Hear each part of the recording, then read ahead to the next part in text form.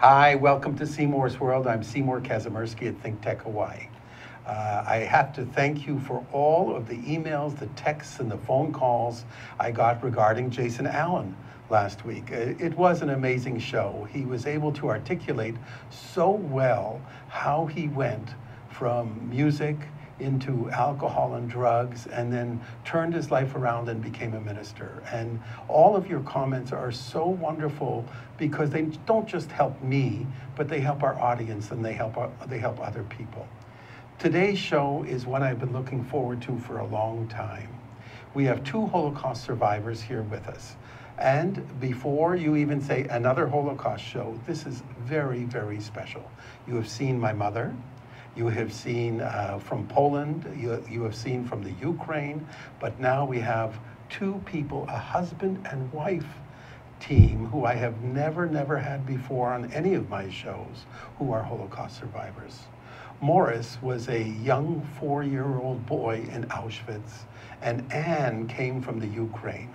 And we're going to hear a little bit about their story. So first, let me welcome you, Ann. Let me welcome you, Morris. I thank you so much from my heart for you guys to come on the show and to help people understand what the Holocaust was to you and what it is to you today. Because the stories that you're going to tell us are what people need to hear. They need to understand that the Holocaust was a time in history, but it's a time that can repeat itself. And it is repeating itself many times. So we need to hear from you. We need to hear how it affected you personally and what it was all about. To start the show, before you guys even get going, I'd like to show some photographs, if you don't mind. And then we'll go forward after the photographs. This is a photograph of kids in Auschwitz. Awful. These were behind bars, people from Poland, from Lithuania, from the Ukraine, from Hungary, from every single country. As you could see, most of them are very malnourished, and they are suffering greatly from all sorts of physical trauma, from mental trauma. And this is what happened to a lot of the children. This is a burial camp in Auschwitz. It is a place where, unfortunately, we see people's lives being terribly torn apart and nothing we could do about it. Here are kids coming off the railway trains, and you could see from the look of what their faces are, what their families are, that it's going to be a terrible time for them. This is the famous sign at Auschwitz. When we went to visit, I couldn't believe it, where it says, "Work makes you free." And of course, we all know what happened to not just the 6 million Jews, but many other people. This is the biggest fraud ever perpetrated on man. Tell us about it, Morris, just before we get to the next one. It's just a demented sign. It's It the was a worst demented humor. sign. It's the worst humor, and it's demented. I agree with you. And unfortunately, most people don't even understand that the Jewish people and the other people who went to the concentration camps, they had no idea what they were getting into. It was a horrible time. Here are some more photographs of families coming off. You could see the trains in the back. These people were coming off. A lot of them had yellow stars on their chest that identified them as Jews. The families were separated when they got to the camp, and men in one side, women in the other, children in the other. It was a horrible time. These are some of the living conditions that we saw at Auschwitz. You could see these people were starved. Some of them, the food that they had to take or the food that they had to eat was absolutely atrocious. And here you could see these little kids again. Now here is a family. You could see the armed people in the back marching them through the street on their way to the concentration camp.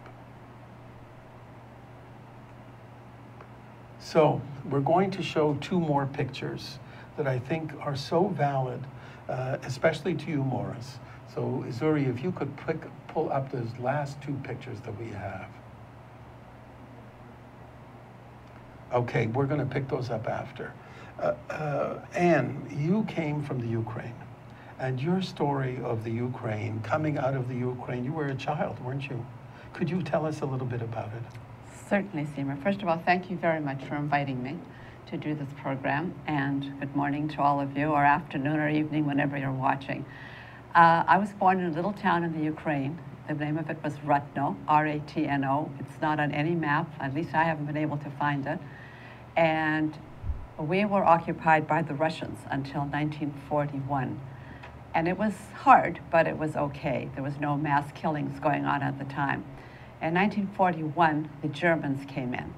As most of you probably know, the Russians and the Germans were on the same side of the war, and then in 41, the Germans attacked the Russians, so they pushed them back towards the east, and the east, the front moved, and at that point, we were occupied by the Germans.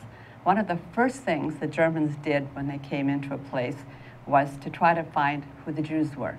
Once they found who the Jews were, they were immediately taken out of their homes or their businesses or their kitchens and shot. And whatever was left was distributed amongst the townspeople, or they took whatever they wanted. Now, our family was fortunate that my grandfather had some wool machines, a business that converted wool into yarn. And so our family was given special permission not to be shot, and we worked the wool machines. That went on till 1942 for a whole year. At that time, they decided that here they were marching through Europe, they were sending back all the riches from all over Europe. These wool machines were not very important anymore. So we got word the night before that they were supposed to come out and get us, we got word they were coming. And the family had arranged for people to go into hiding. Nobody wanted to go with my mother because she had the baby, me. And babies cry, babies don't behave. So everybody found a hiding place, and my mother and I went into a farmhouse. We were hidden in the barn on the top level where the hay was. I was 2 years old, but I knew we had a signal. When my mother went like this to me, it meant I wasn't supposed to move, I wasn't supposed to talk, I wasn't supposed to sneeze, nothing. We were there for about 8 or 9 months. And the only time we went outside was in the middle of the night in the back of the barn, because nobody in the house could see us. The children did not know we were there. And when anybody came into the barn, we ducked, we hid, we were quiet. We got food, not on a regular basis, but whenever the woman could come and give us some food, we had food. This went on for about 8 or 9 months, and slowly the rest of the family was discovered and shot. They found my father. I had a brother who was 5 years older than me, so he would have been 7. They found him, and the man who ratted him out said that he has a wife and a child somewhere in the area. So they started looking for us. At that point, the family that was hiding us said we had to go because they were looking and they would eventually find us, and the penalty for harboring Jews was death to the whole family. So up to this point, I don't remember too many things up to this point except being in the barn, my mother making these rag dolls. She tied a thing around, there was a head and things hanging down, and I'd play with them, I'd dance with them, put them out, put them to sleep, feed them, and that was the only toy I had. So at that point, we had to go, and I remember very vividly my mother tying me on her back with either a blanket or a big shawl. The people of the house gave us a little bag of food. I only recall cheese and bread. I don't know if there was anything else in there. And she said we had to go. So we started walking, but we had nowhere to go. We were walking and walking. We were picked up by a German patrol. We were taken to this, I remember it as a hut of some sort with straw on the floor. I remember my mother pushing the straw aside and trying to find a clean place to sit down. We were kept there until they gathered a number of Jews, as many Jews as they felt was worth to go out to the field and start digging the hole. My mother again put me on her back. We walked in the fields.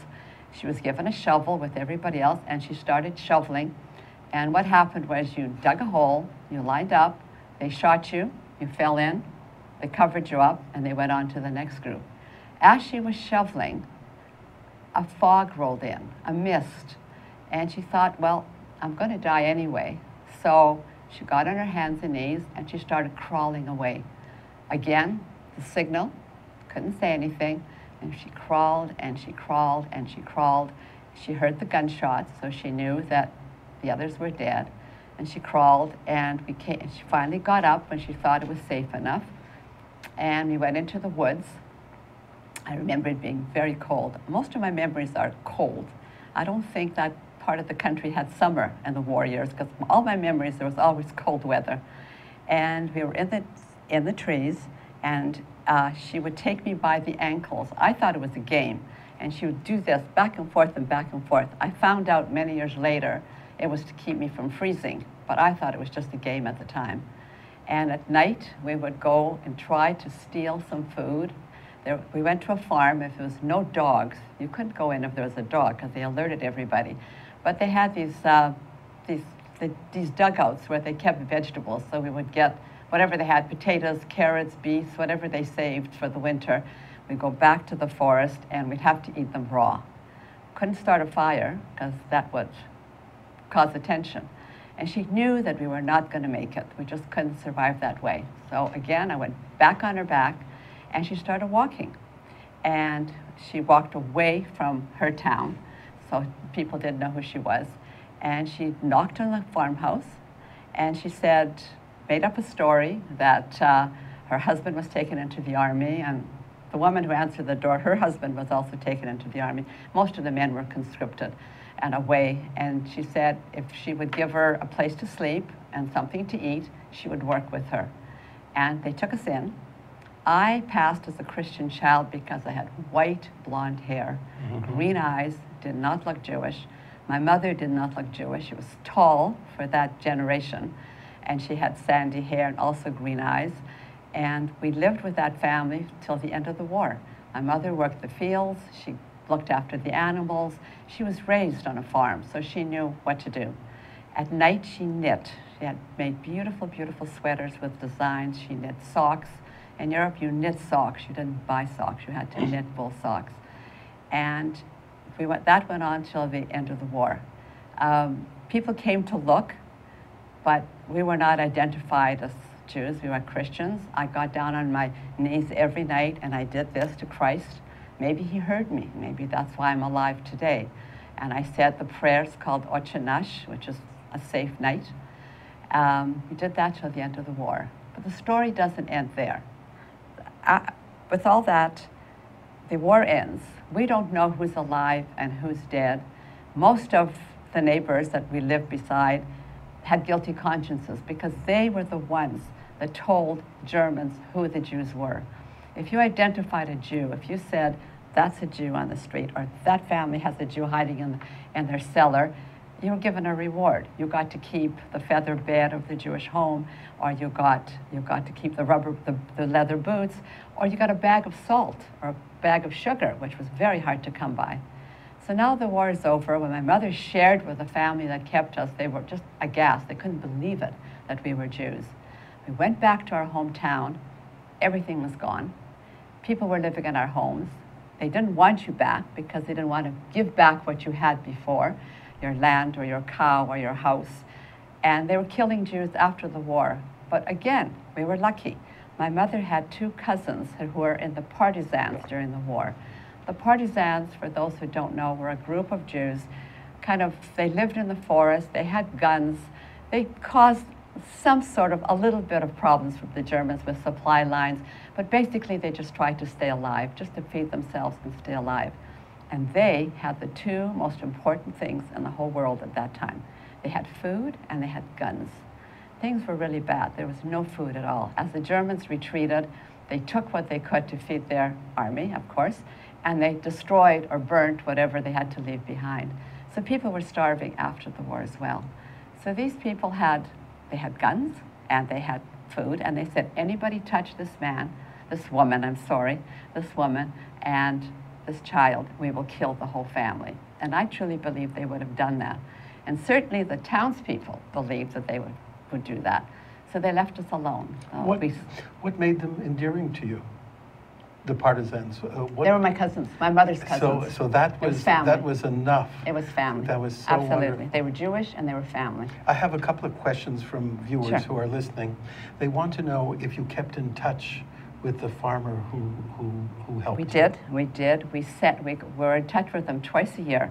We would send them a parcel just before Christmas, and we would send them something in July. But the Soviet Union had control. You weren't allowed to go into a department store and buy something and send them. You had to go to a Russian store in Calgary, that's where I'm from, in Calgary, Alberta, Canada, and you had to buy what they said you had to buy and pay ridiculous prices for it. You couldn't send cash because they would take it out. It wasn't safe. You couldn't send cash. You couldn't send a money order. So you had to send goods, but only the goods that they wanted you to send, like shawls, like things that really weren't that important. That's you couldn't amazing. send a warm jacket. You couldn't send a pair of good boots. They were not allowed that. I think I mentioned to you that my mother and my father were also with the Partisans in Poland, though, not in the Ukraine. Exactly the same story. They saved their lives. My father was a physician, so he was able to work with the Partisans, and for 2 years, they kept them alive. Exactly. So what happened at that part of the So story? then we're back in our hometown. The cousins, the Partisan cousins, gave my mother a bag of grain that was like gold. And I stood beside her, hanging onto her skirt, and the grain was taller than me. The bag was taller than me, I remember. And she sold the grain a cup at a time to people. And she'd get a piece of butter, a piece of chicken, a bread. We slept with them because it wasn't safe to be on our own. And that's how it went for a few months. And then we got a telegram from Calgary, Canada, from also cousins of my mother's who had immigrated to Canada in the 1920s, the late 20s and the early 30s. And they wanted to know who had survived. They had a brother there, they had other family there. Nobody had survived, nobody. There was just my mother and I. My father was gone, my father's family was gone, my mother's family was gone. She had parents, she had grandparents, she had 3 siblings, 2 brothers and a sister, married with children. Everybody was gone. There was just my mother and I alone, that's it. Also at that time, a gentleman came back to the hometown. He had served in the Russian army during the war. He had survived. He came back and he had nobody. His whole family was totally gone. There's nobody. So my mother and he got married. Now life was easier. We were a family now. It's very difficult to be a woman alone in those times. And she was 29 or 30 years old, so she wasn't old. It was very, very difficult. So now they got together. And the telegram came from Calgary saying, if we could get to West Germany, they could bring us to Canada. Did we want to leave Europe? My mother couldn't wait to leave Europe. She said the whole Europe to her was one big cemetery. She went to the store to buy some soap to wash with, and the stamp was on Juden, which means it was made from Jewish fat. The Germans, as you probably know, made fat out of soap out of their fat. They made lampshades out of their skin. They did all kinds of horrendous things. So she took the piece of soap and she buried it in the cemetery. And she couldn't wait to get out. But we couldn't get papers out of Russia. They were not allowing any immigrants out. There's no immigration at all. The Iron Curtain had dropped, it was finished. So we had to get to West Germany. The only way we had a chance of getting out of Europe was to go to West Germany. So we walked. It took us 2 years, from 1945 to 1947. Wow. We walked to West Germany. And how old were you at that I was time? 5 to 7, Oh age 5 my to age gosh. 7. And that's a long walk. And that's a long walk. And we basically walked. I remember getting a ride on a cart once, an ox-pulled cart with wooden wheels, and I sat at the back of it for a few miles. But the rest of the time we walked. We got to a town, we'd rent a room. My man who now became my father worked. He'd get a job on a farm or doing odd jobs. Again, we were paid with some butter, a chicken, a bread, and for the first time I had fruit. I tasted my first apple, my first pear. It was delicious. I never had that. We lived on bread and cheese and a little bit of meat. But fruit and was the the things sweetness that were of the grown. fruit. It was the pear and the apple was just the best. Wow. And sometimes we had to get some gold coins because when we got to a border, we had to pay off the guards with gold coins. They would turn their back.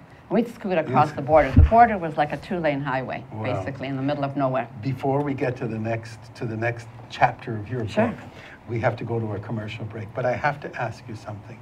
You have the biggest smile in the world. how are you able to go through what you do, remembering everything that you have to remember, and you still have such a beautiful smile? Want me to answer it before or after the commercial? Before the commercial break. I am just so happy to be alive, to have been given the opportunity to live in a country like Canada, which is very much similar to the United States, where there's freedom, where I can walk down the street and be treated like everybody else. I've had good health, touch wood. I'm just very, very lucky. I married a man that I love very dearly. We've been together for over 50 years. I have 2 wonderful children and 2 grandchildren, and I'm just a very lucky, fortunate girl, and that's what keeps me smiling. As you can see, Ann Dancyger has a story that it's riveting. And I'm sorry we have to go to a commercial break because I want to hear more about what happened with her and how she met Morris and how her life transpired. But you could see in Ann a joie de vivre, a love of life that is so difficult for people to understand because of what she has gone through. After the break, we're going to introduce you to Morris, and Ann will continue with her story. I'll be back in a minute. I'm Seymour Kazimirski. My guests today are Ann and Morris Dancyger. We'll be back in 1 minute. Aloha, namaskar, and hello. My name is Anu Hittel, and I host the show called Climate Change Beyond Outrage. We go beyond outrage to find solutions to climate problems facing people, nations, and the world. I hope you will join me here every Tuesday at 1 o'clock. We broadcast live from thinktechhawaii.com. Aloha and bye-bye. Aloha, my name is Carl Campagna. I am the host of Think Tech Hawaii's Education Movers, Shakers, and Reformers. You can see our show every Wednesday at noon at 12 p.m. on thinktechhawaii.com, as well as visiting YouTube and finding the link for the show there. The show is also aired on OC16. We look forward to seeing you on the show. We have many wonderful guests, including Joan Husted, Corey Rosenlee, where we talk about the very important issues of education for our keiki. We look forward to seeing you there. Mahalo. Hi, I'm Ethan Allen, host of Likeable Science on Think Tech Hawaii. Come join us every Friday at 2 p.m. when I interview interesting scientists about what they do, why they do it, and why we should all care about it. It's a lot of fun to see. And you can learn interesting stuff. You'll hear all kinds of fascinating science, and we know you'll have a great time. Hope to see you then. Bye-bye. Hi, welcome back to Seymour's World. I'm Seymour Kazimirski at Think Tech Hawaii. My guests today are Ann and Morris Dancyger. They are 2 Holocaust survivors. We are now, and first let me say thank you. That first part, I was sitting on my chair. Just, you're riveting. Just the way you speak is so wonderful because you tell it as such a personal story, and every one of us, the comments I'm getting from my viewers right now, they're just, oh my God, it is just fabulous. But I want to take a moment to introduce Morris. So before I introduce you, Morris, we have a couple of photographs to put up. Here we go. Now, who is that young child, Morris? So the picture in the center of the young boy of 4.5 years old was shot at the liberation of Auschwitz by the Russian army. And that is me, showing the world what the Germans did to me. And I'm referring to the tattoo on my arm because it really, really hurt. It was done with dots. Each number in each letter had just dots with a long, long needle. So that's me. And you were 4 years old, Morris? Yeah, 4.5, yeah. And you came from where? From what? I came from Poland, from Radom, Poland. From which city? Radom, Poland. Yes, I know. I was born in the ghetto in 1940 under German occupation. Wow. And we were in the ghetto till 1943, and then we were shipped out in a boxcar to Auschwitz. With your family? With my family. And the entire Dancyger family is gone. And most of my mother's family is gone. They were a very, very large family. And they were all killed by the Nazis, burnt in the ovens, tortured, for nothing else except being Jewish. And of course, you can see in that picture what a threat I must have been at age 3. I look like a really threatening person now. It's amazing, Morris, Yeah. because the children of Auschwitz, there's not too much written about the children. No. And I wish there were more, and I know it's difficult. And I find that a lot of people have a hard time in enunciating what has happened to them in the past. And I respect you for even coming onto the show today and telling us about it. We do have another picture, though, don't we? That one. No. No, it's another one with children in it. Right. Okay, so it was another one that we have. If you could find the other one, Zuri, Morris is in that picture as well, too. Okay, cool. So, Anne, we're going to continue back with your story. Yeah. At this point, we are ready to go to West Germany after the time with the Partisans. Yeah, so we leave our town and we start walking, as I told you before. It took us 2 years to get to West Germany. We smuggled many, many borders. The gold pieces that they were able to get for work, because we needed them to get across the borders, my mother sewed into my coat because she thought they wouldn't look at a child's, they wouldn't check a child as much as they would the adult. So I was the treasurer, and I had all this, not all this money, but some coins in the lining of my coat, and we take them out as we got to any of the borders that we had to cross, or any officials that stopped us. You know, you just slipped them some money, and they kind of turned the other way and let you go through. And we had to carry food as well on the way. So my mother would bake some coins into the bread, but she always cut the bread so they wouldn't be suspicious. It could look like we were eating it.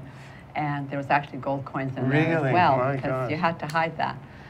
So it took us, as I say, 2 years. When we got to Germany, we went into a DP camp, which is a displaced persons camp, which was wonderful. We had a room to ourselves. My mother had a child there, so I had a brother now, a baby brother, and we had a whole room to ourselves, and we had a little hot plate, and it's amazing what my mother could, she could bake bread and cake on it and make soups and everything. And it was under UNRWA, the United Nations Relief Agency. And so we were there, and that's where we got our papers to come to Canada. We came across the North Atlantic in a terrible ship. I was seasick the whole way. Every single day I was seasick. I kept saying to my mother, please tell the captain to stop just for a couple of minutes. Stop the ship. It was awful. We landed in Halifax, the eastern part of Canada, and then we sat on wooden benches on the Canadian National Railway, thank you, the CNR, and sat for 5 days and 5 nights on wooden benches. And we were given $100 for the family when we got to Halifax, provided by our family in Calgary. There was no things for immigrants in those days. You had to be, either you made it or you didn't. And the family that sponsored you had to sign that if you couldn't make it, they would be financially responsible. There was nothing like there's no schooling, there was no education, there was no English for new Canadians, there was no jobs, there was nothing. You had to do it. Got to Calgary, and they gave me a bath. Well, I had not been in a bathtub for a very long time. It was wonderful, and they fed me, and I went to sleep, and I think I slept for 24 hours. They kept checking to see if I was still alive. I just want to go back for 1 minute. The DP camp, I thought it was so wonderful because on each floor there was a washroom. I'd never seen indoor plumbing before. And to sit on a toilet and do what you do, and then lift up and pull a chain, and this water came down from I don't know where at that point, just flushed everything away. It was amazing. I really thought that was just great. So it's funny how you remember the little silly things that make you kind of human. And then we stayed with our family for 6 weeks. We found an apartment. My father went to work in a bakery, got up at 5 o'clock in the morning and worked, but it was wonderful because he got to take home day-old stuff free. You know, the stuff that wasn't sold after the day, they let the employees take that home. That was great. My mother went to work selling fruits and vegetables in a farmer's market. They had no language skills at all, nothing. I started school, I was 8 and a half. They put me into grade 1.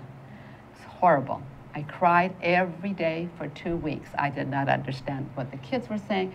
I didn't understand what the teacher was saying. I had gone from speaking Ukrainian to speaking Yiddish, which is Jewish. And after the war, I was not allowed to speak Ukrainian anymore. I had to learn Yiddish. And then in Germany, I was taking some German. And then I get to Canada, and I'm now got to learn English. Wow. So, but within a couple of weeks, I had adjusted. Kids are, you know, they They're adjust. malleable. Yeah, they are. And by in about 2-3 months, they put me into grade 2 because I wasn't stupid. I just didn't have the language skills. And by the end of the year, I was in grade 3. And then the next year, I went into grade 4, which was the right grade for my age. Right. So I did grade 1, 2, and 3 in 1 year. And after that, I just stayed in the right thing. Now, my mother, my baby brother was looked after by an older woman that took the baby, my brother, from Monday to Friday. But Saturday, she did not want to work. So as an 8-year-old and a 9-year-old, I had to look after my brother on Saturday, which I wasn't happy about. But I did. I changed his diapers, I fed him, I looked after him. And then, should I continue? Or have you had enough? Yes, absolutely, go. At age 10, after 2 years of being in Canada, my parents decided that they didn't want to work for somebody else. They wanted to do something. If they were going to work, they wanted to work for themselves. So they bought a grocery store, a little tiny grocery store. I mean, a little, really, really tiny grocery store. But they couldn't speak English. I was the only one that spoke English. So you were in So the at store? age 10, I ran a business.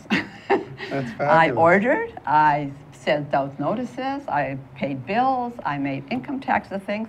My mother, who was educated in Europe, she could read and write in about 7 languages. But unfortunately, English wasn't one of them. So she went to night school. And she learned, she had a good command of the language. She never lost the accent, but she had a good vocabulary. And after a couple of years, she took over the running of the business, and then I could go back to being a kid again. But I still had to work in the store, because it was open from 9 to 11:30. But they didn't mind working. They were just so happy to have the freedom. They were so happy they were so grateful to Canada. I find that they didn't mind working 12, 14 hours a day. Yeah. It was fine. It was, Holocaust survivors in general have such they work so hard. They're so strong, you know, in their work ethic. They never went out for dinner. Right. They never had a holiday. Yeah. They just worked. Yeah. And they were happy. They were saving money, and they bought a home. Like, we used to live in the back of the store. Terrible conditions. We had to share a bathroom again. But then we built our own bathroom, and then we bought our own house with a garage for the car. We bought a car. It was just, they didn't care. They didn't mind. They didn't need all the things that we today seem to need. Did you feel at that time that you were missing something? Yeah, I wanted a cashmere sweater. And I could just afford Orlon. I remember I never got a cashmere sweater until I was an adult. I remember when we were kids, my mother would buy shoes that were 2-3 sizes too big, and she would take one pair of socks that would go in the front of the shoe, so the shoes would last us longer, and the other pair of socks we would wear. But you do what you have to do. You do what right? you have to. But And they were what so happened then? grateful. And I kept that gratefulness. Like, I'm grateful for everything that I have. And I have a very nice life now, and have for many years, thanks to this gentleman here. Well, let's talk about But Morris. I'm still grateful and appreciative. So let's hear about this young man. How did you meet him? We went out in grade 9, our first date. Grade 9, you were About 13? 14. Okay, It was 14. a disastrous date. I couldn't stand him. He couldn't stand me. He was wild, I thought. I was square, he thought. And I don't think we even talked to each other for about 2 years. And then? But we ended up in the same high school after that. Wow. And he was a basketball star. He was really good. He was guard, and he was the shortest guy on the team, but he was agile. Like, the big guys were falling all over their feet, the tall one, and he was like, he could shoot from center court, nothing, Wow. swish right in. Kind of caught my attention. No kidding. But he was dating the cheerleaders, Uh-huh. but I wasn't one of them. Anyways, we started going again in grade 11. We went to a dance after a basketball game, and kind of clicked at that point. I thought he wait a matured, second. and Let's get Morris's opinion No, on this. whatever she said is absolutely Oh, right. but, Yeah, well, we you clicked. know the rule, right? The rule in life is yes, dear. Absolutely. Whatever she says is the right Absolutely. thing. So, Morris, Happy wife, happy life. there you go. There you go. Morris, when you came, when did you come to Calgary? 1952. Oh, I so was you 12. came tell after him what the war. happened before. Yeah, please. Well, there was nowhere to go. We went back to Radom, Poland after the war. My grandfather said we should all come back. When we got back there, the anti-Semitism had not subsided. We couldn't stay. We became DPs, displaced persons in our country of birth. I don't know how the hell that happens, but it did. And then so from there we went to Stuttgart, Germany, because we heard that some of my family on my mother's side had survived. So we were in a DP camp in Stuttgart, Germany. And there was an incident, there was a raid on the camp in Stuttgart, Germany. This is after the war. 250 Nazi youths dressed up in Nazi uniforms with guns and rifles and raided the camp at 6 o'clock in the morning. Same old stuff. Juden raus, get out Jews. There's no place for Jews. It was criminal to be a Jew, even after the war. Anti-Semitism is still rampant today for no reason, just blind stupidity. And so my dad, who had survived, recognized one of them as a guard from Auschwitz. Oh my gosh. He pointed a finger at him, he says, "I know you," and the guy pulled out a gun and shot him after the war. He survived the entire war, survived all the camps, survived all those horrible atrocities, and he was shot after the war. And there he lay in a pool of blood in front of me. And so this caused a huge international incident. And as a result of that incident, they opened up some immigration for some of the Jews that were in the DP camps. No country wanted them. Nobody wanted them. Immigration to Canada was closed. Immigration to the United States was scarce. Australia, the same thing. Nobody wanted them. They didn't know what to do with these refugees. We, because of that incident, had special dispensation, so we didn't want to be in the diaspora ever again. So we went to Israel, Palestine at the time, in 1947. Right. When we arrived in Palestine, we went straight back into another war. It was under British occupation.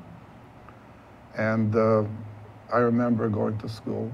Israel was declared, the state was declared in 1948. Right.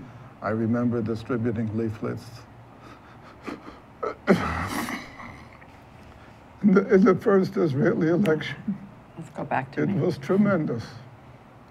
I can't tell you what a joy that was to have our own country.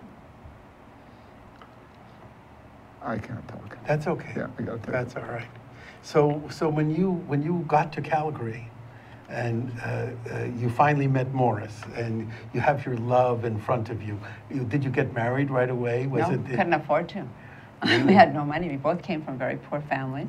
Neither family wanted us to get married. Oh, really? Well, because they wanted something better for their children, which Right. I understand now as a mother.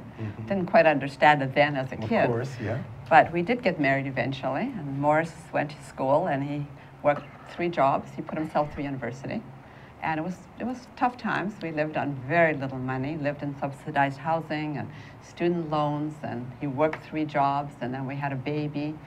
And it was difficult financially. We were always happy together, but financially it was difficult. But that changed. He's a hard worker, he's bright. He became a pharmacist. He opened his own store, then he opened another store and another More store. important, did you continue to play basketball? I did for a while. Good for you, When I had because time. I did the same Yeah, thing. I did for a while. Yep. It's a great sport. Yep, I played at the Y until my knees couldn't play anymore, put it that way. Go ahead. And things became easier and better, and they've been very good. I'm very grateful for the life. But I do appreciate the things that I have. That's a lot the of people key. don't appreciate what Right. they have. I always see the glass half full, not half empty. Me too. And appreciate everything that I have. And look forward to some more years of this, hopefully. Canada's a wonderful country. It gave us great opportunity. We've done well. We've raised a couple of wonderful kids. We have grandchildren. We have roots in the community. We have a lot of friends. Life is good. You know, it's emblematic of Holocaust survivors that they will work as hard as they have to work to make sure that they have a good life. And when they have a good life, appreciation becomes an absolute key. I forgot to say that I went to university Yeah. and became a school teacher and taught school. That's also important. Wow. You know, it's what we had Fanny Wedrow on, you know, from Calgary. Yes, you know I've met her. We had Bernard Offen on from Poland. We had a show about my mother, which I did myself. And it's all of you people who had to go through the horrors. You are now standing in good health. You're aging beautifully. Kind of. Look, I'm not even going to ask your age No. because it's I not a just polite told them the thing year to I was do. born, and all they have to do is do the math. Well, you're both wonderful people, and you smile. And I know we were talking about playing golf together, and you're a little bit older than I am, and it's wonderful. Had to say that, didn't you? I have to put myself in the right perspective, right? And I just feel that I get such joy out of being around people like you. In my business, where I'm all over the world dealing with business people all the time, I have to work with problems. You know, I Sure. have to work. They call me Sure. and they say, "Can you come and fix something?" Right? Sure. And so I'm a plumber in one way or another. But to be around people like you who have such a joy, such an appreciation of life is wonderful. We have one more picture that I want to close on. If we can get that picture up. Yeah, Now, where are you, Morris? the dark jacket Yeah. by the adult. Right behind the adult. On the right one, side. Yeah, the one with the double-breasted coat Yes. and the little hat, the dark-haired kid. The dark-haired kid That's in the me. double-breasted Yeah. coat. And That is Morris. not in the striped one. Wow. The unstriped coat. Yes. Unbelievable, Morris. And our daughter looks just like him. If you could, that's my daughter's face. Really? Really? Well, I have to tell you, we skipped through the last commercial because your stories are just too fabulous. So unfortunately, the show has to end with where we're at. But I just have to tell you, it has been such a pleasure. And it is my honor to have you both here today. Thank you for Thank having you. us. I've never talked about my story in public. I know, Morris, and I appreciate every single word that you did say to us today. I'm Seymour Kazimirski. My show is Seymour's World. We'll see you next week on Think Tech Hawaii. Aloha.